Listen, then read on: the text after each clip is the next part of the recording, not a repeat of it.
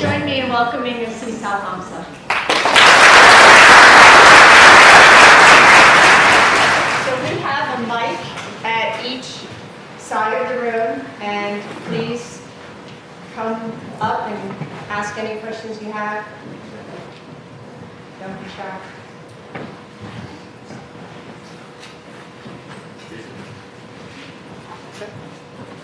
And maybe you can start by letting us know who you are. My name is Tony Elliott. I'm a 2L here at Penn State. So I have a question in mind that's really based on ignorance. When I watched the film and I saw the propaganda videos that they were making, ISIS was making, where are they getting the funding for these continuous videos and to keep, the tanks and the guns? Where's the funding coming from? Yes, thank you all for coming and for taking time watching the movie.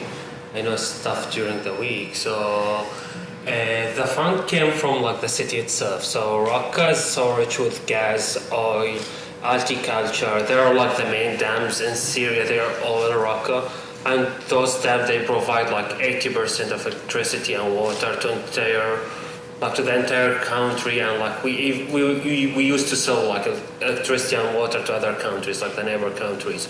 So it's self-funded city or state. So there is all the self-resource that anyone can rely on to get funds. So and whenever wherever place you have oil, you can get all the fun.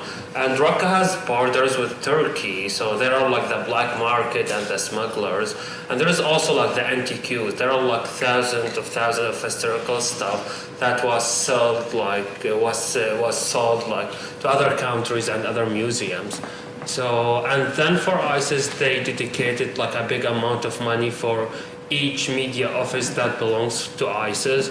We were able to smuggle some documents, and it shows for one small media center in one city, ISIS was spending about $10 million each month, which is a huge number. Thank you. Yeah, sure.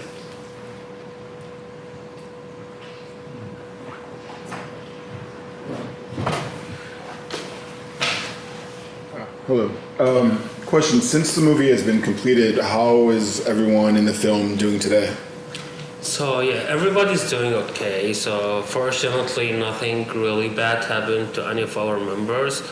The baby at the end of the movie is completing 2 years. He's turning 2 years within a week or 10 days. So he's jumping around. He's he's the hero of my Instagram story. So yeah, so we're all good. All right, thank you so much.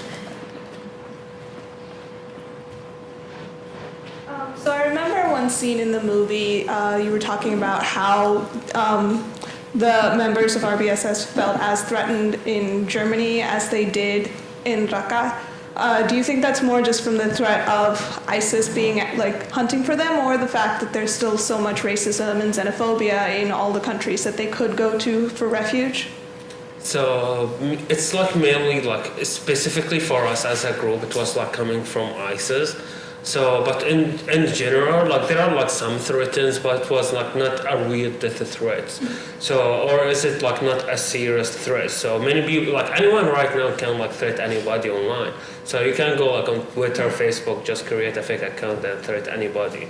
So, but the thing for us as a group, we were getting most of the threats from ISIS. And because we didn't report about all these threats, the police itself, they came and they said that we were threatened. But in general, there are many Syrians or refugees or people from all over.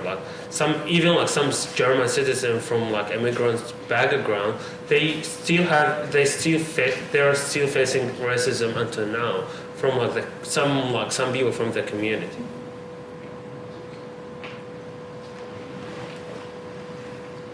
Thank you, Aziz. I'm a second year SI student, so it's really touched to see this film. So what do you think was the ultimate driving force for the ISIS or the Daesh? So is that purely extremist religious beliefs? And another question is, do you see any possibilities to get back to Raqqa and rebuild your home in your real future or your lifetime? Thank you. Yeah, sure. Thank you. So, like the thing, ISIS itself, it presents itself as like Muslim Sunnis, but like as my colleague Hamoud said, like in the movie, that they don't present Islam because there are like many facts, many people they don't know about that the majority of ISIS victims are Muslim Sunnis. At the same time, while ISIS says that they present like Muslim Sunnis. So the thing is like, and there are like many Muslim like leaders and scholars. They came later on and they brought facts that ISIS doesn't belong to Islam or doesn't represent Islam. So for them, it's all about the ideology and the ideology of extremism and killing innocent people. So that like religions in general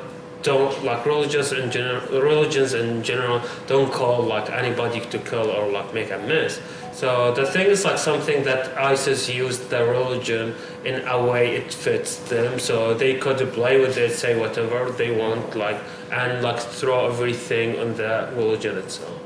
And like regarding the second question, so my colleagues and I, we all would love to go back there. So because we all were forced to leave, so it was like not our choice, and we were like not just staying there. We just decided to leave.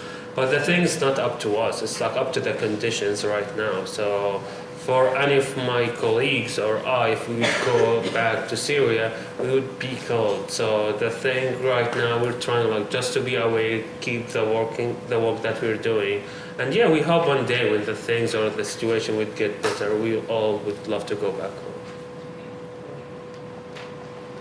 Good evening. Thank you so much for being here with us. I'm curious to know, what has the international support been like for your group? So obviously Germany has been housing people of your group and what have you, but what has the United States been doing? Has Germany been offering any more financial support and as well as like international organizations? So how has that been? So in general, we started as volunteers and it went for like 9-10 months. So we were working as volunteers. Then we were able to get a fund for a year, came through some NGOs. But like talking about government, so mainly like the German government was like so helpful getting everybody to Germany in a short time. So they got all of them like residencies and everything, and they flew them like to Germany within like 30-40 days. And yeah, there are like some organizations like there are like all NGOs like Reporters Without Borders, CBJ, Committee to Protect Journalists, and other organizations that they help like with like flight tickets and like some like secret houses until everybody was moved to Germany. But in general, like we didn't get like that fund from like governments or from other. It was like all NGOs. We got like some small grants. Like it's all about equipment. So getting cameras or like some technical support, people to help like to build the website, and that was like for a short period or like a short like grant.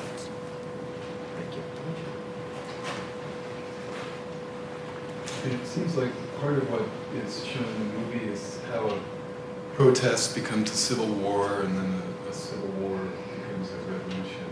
And having been inside that process, I'm wondering if you have a sense of moments where it could have been different, or different course could have been taken. If there are like contingent aspects of that whole process that you can see now that would have led to different outcomes. Yeah, so there were like many changing points during what's going on in Syria. So and like different things could be stopped like early in the beginning if like many things could happen. So when it started in 2011, it started as like peaceful protests against the government, and the reaction of the government was like shooting the people, shooting the protesters themselves. And then like that went up like to 6, 7, 8 months, and the international community didn't do anything. So even like the Syrian government was like the first one to threaten the world with attacks. So and nobody did anything. But later on, the government released like many prisoners or extremists who went to Iraq to fight and went back to Syria. So they've been held. They were held like in the government jail for years, like since 2003 and 4 and 5, and then the government released all of them. So that was like a changing point. So all those like prisoners, like they came out with new groups, like a new militia that they were like extreme, and then like nobody could stop them. So also the international community didn't notice like the risk of it, and later on it turned not to be a local issue anymore. So many countries started to be involved. Iran got involved, Russia, the US, Europe, some Arabic countries, Qatar, Iran, Turkey. It turned to be like a small World Cup, like even like bigger than the World Cup, like getting all these countries like around. And then it was like the point when like those like extremism group had a space like to work or like move freely. They got like their effort together, and ISIS turned to be, which was like another changing point. So ISIS was not a new group, it was like a united between Al-Qaeda part in Syria and like Islamic State in Iraq, which was exist after Iraq war. So they came together and they established ISIS. So they had like the freedom to move, and later on until the international community notices like a risk and we should stop ISIS. So good evening, Aziz. Thank you for being here. I'm a staff member at Penn State and was just very interested by this, and I'm blessed to be able to see that, and so blessings to you. So I have a little bit more of a personal question that you can answer for yourself and maybe for your group members. Where did you get the courage? Where do you think that came from? So the thing, it was like not something planned, you know. So if you would ask me like in 2010, what would you be doing in 2011? I would tell you like completely different thing than the things that I did. So it went like this way. So I had like nothing, like I was like not interested in politics or anything. That's like just like seeing money from my dad, like making troubles.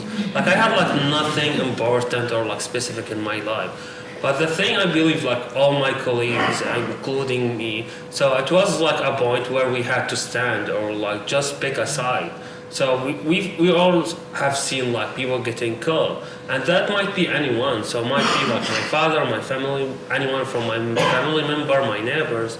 So we decided all to do something, and we started as like a normal, regular protesters, asking like for something, and then like many different conditions pushed us like to go to this way. So the government prevented the international media to come and cover what's going on, and like the local TV was speaking about like they were like showing or screening like animal documentaries while like thousands of people being killed.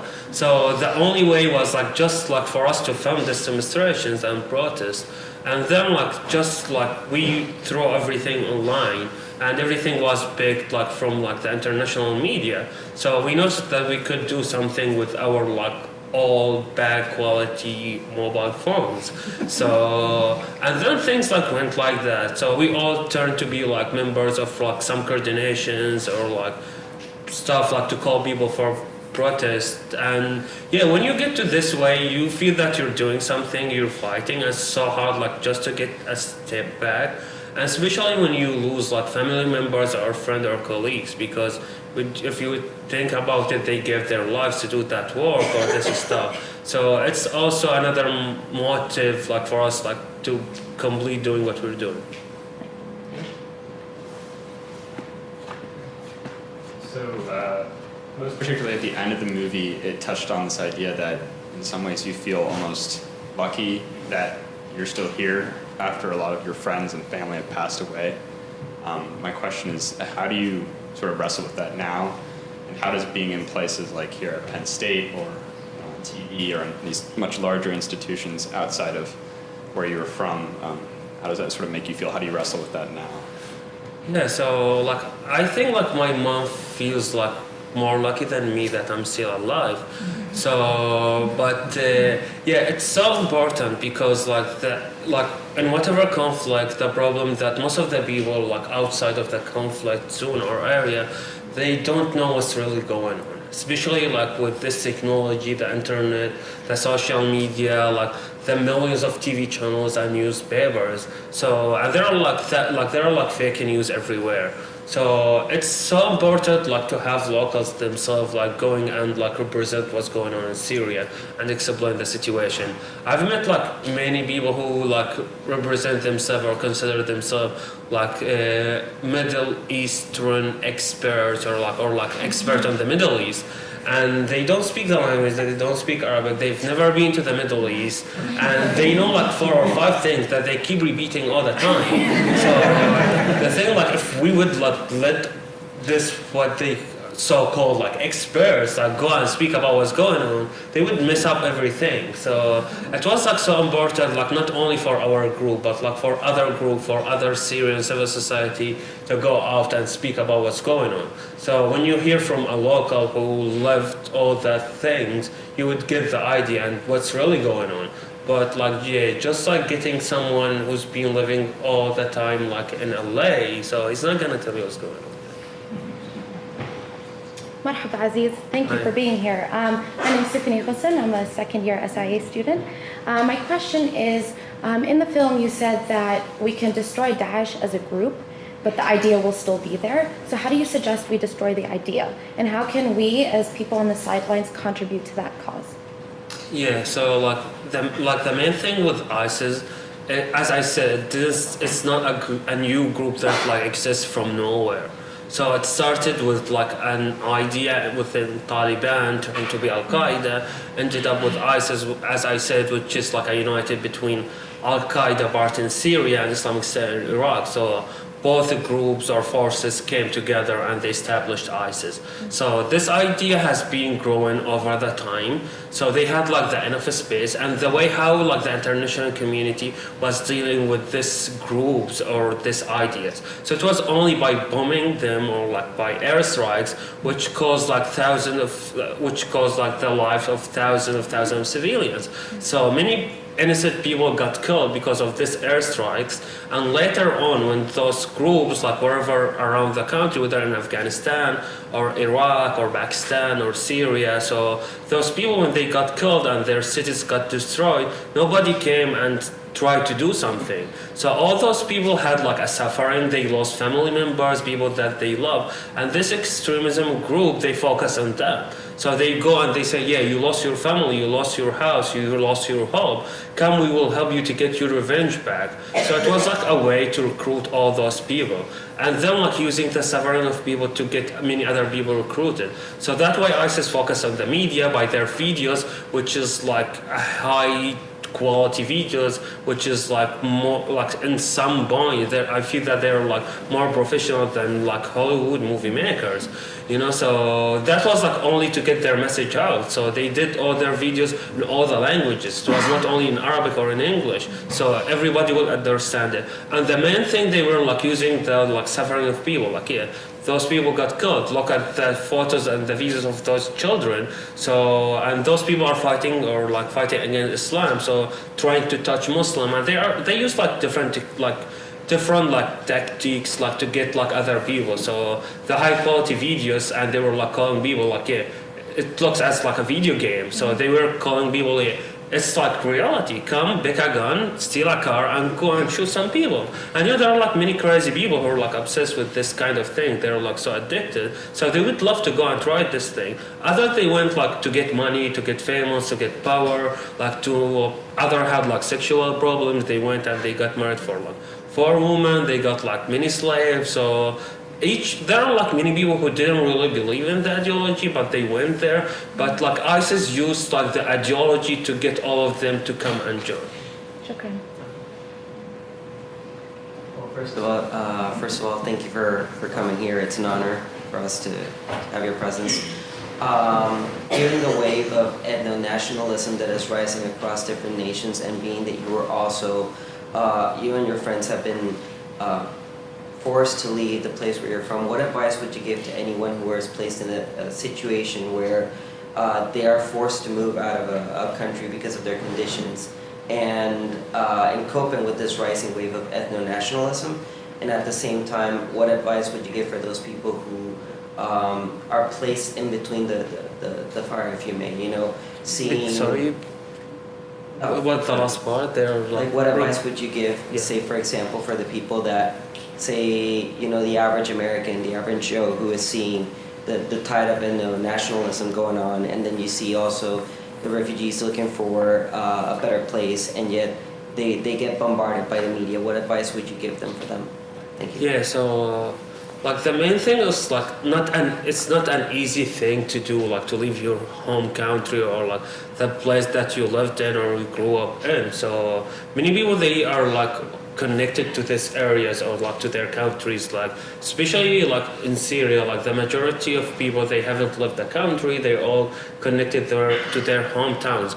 But like the situation got like so complicated, and like Syrians have been killed in all the ways that you can imagine, not imagine. So barrel bombs, airstrikes, like chemical attacks, like drowning people in water, using electricity, like tying someone to two cars and let the two cars go in the opposite ways, like different and like hundreds of ways. So recently everybody started like just to invent new ways how to kill and torture civilians. So many people, they didn't want to leave for themselves, but they wanted to leave for their children, for like their parents or like people that they love. So they had no option. So if you would imagine like any country or any place or any people like being anywhere, living under all these conditions, so they would like just leave. Like nobody would love to be killed in this like crazy way, so, or to be tortured. So people they didn't just leave like for terrorism, so they were like forced to leave. They had no other option.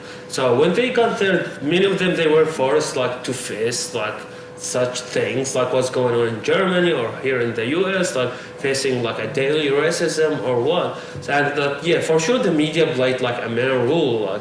Like right now the media can like play with everything, so they can make like the ugly thing so beautiful, and they can make the beautiful thing so ugly. So that was like media also played a main role within that. So but like the main thing, the majority of those racist people, they don't understand the conflicts or what's going on in that countries. So they are followed, or they're like surrounded by a circle of people who are telling them like what to do, what not to do, what to follow, what not to follow. So they don't watch all the media, so they watch like a couple of channels. So they don't want to know or like go after the things why those people are leaving. So they have like their own excuses that they use. So like the main advice like to say like for like I would say like for Syrians or people who've been suffered of been facing like brutal regimes, like they face enough like brutal groups and they could survive, so they're gonna survive some way too.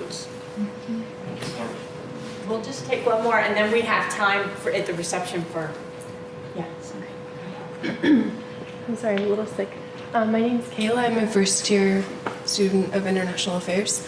Regarding the video when the German protest was happening and they were peacefully standing with the signs saying that Syria is being burned to the ground right now, I'm kind of wondering what sort of conversations have been born from these kinds of protests, or if there has been any positive kind of conversations coming from this, or if it's all just been ignored or it's negative.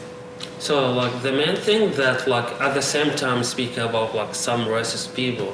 So the majority are like not racist. So they're like pro-refugee. So I'm not talking in general that everybody's racist or like So there were like many like Germans or like many good people who wanted to help, or like many other people who were like part of the protest. They were not all Syrians. So but the other side, they came and they had like this idea. So so they didn't come like to discuss or like to have a conversation. So they came to attack. So they had like this thing in mind already, and they just went like to do that thing. So and like just like to be honest and like to clarify. So if those racists, if they're like 20 or 30 or 100, you would find like 80% more than them on the other side. So and they're not only Syrians, they are like from everywhere, and like the majority are like not even refugees. So that's a good thing. So we need also to acknowledge that thing. So maybe the movie didn't cover that part, but like, yeah, I should like mention that thing. So for me personally, I got to speak with like a couple of them, and as I said, like I've noticed that they follow some rules, they follow some leaders that they direct them to do things. So it was like nice to chat with them. Even I was not able to convince them, and they were not able to convince me to go back home. But like, but like the main thing that like okay, like what I got eventually, that they're like the same as ISIS with different ways, like different way of talking, but it's like almost the same language. So ISIS said that we are like unbelievers and we should be killed and we should not be in the like holy lands of wherever they control. And those people, they use like almost the same language with like different expressions. They say, yeah, you're like here, you should be deported, you should not exist, you should go back to your country and get killed. So that's the thing. So I did my best, like yeah, I might like change them one day, or like my words might like affect them like later on. So, but I did what I was supposed to do. So, and yeah, I prevent them to convince me to go back home. So. Just one last question for the audience. Tell everyone what RBSS is doing now, given the fact that other media can get to Raqqa, and how, if they're interested, they might be able to support it, sharing stories, or what are the best ways they might get involved? Yeah, so like so far, like after ISIS has been defeated from the city after the movie was filmed, so like we decided like a new militia came and like occupied the city, and they're like committing human rights violations against the civilians. So for us, like we decided like to complete our work. So we don't focus only on ISIS, we focus on any group does commit any human rights violation in the city. So starting from governments, country, US, Russia, Iran, other militias.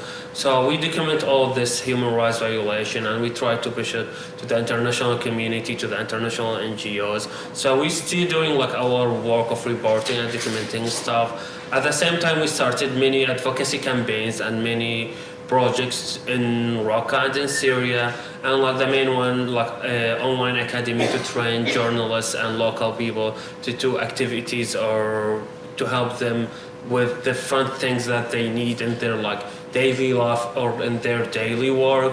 And the main idea is just to get them to be trainers themselves, and then they can train other people. And like how to help, so it would like it's sharing the words, which is like so important. So the main problem with any conflict or with any issue around the world is getting people to know about it, or like to acknowledge what the problem or what's going on. So I know it's been like a huge mess. There are like thousands of news, like thousands of TV channels are covering what's going on, and each side is like coming with completely different news. But like that was like the main reason for us to do the documentary, or like to let the movie maker like do this documentary about us. So it was like hard to share our like personal story. We used to be like the people who like report about the others, but it was so important just to get everybody know about what's going on like in Syria, and to share like this knowledge so everybody else would be educated about what's going on. So just share the words, like for sure you have like friends, if not you have enemies, so you can't avoid. So and just just get the words around, and that would be great. Thank you. We'll have some food and you'll have a chance to come say hi to Aziz, and thank you very much.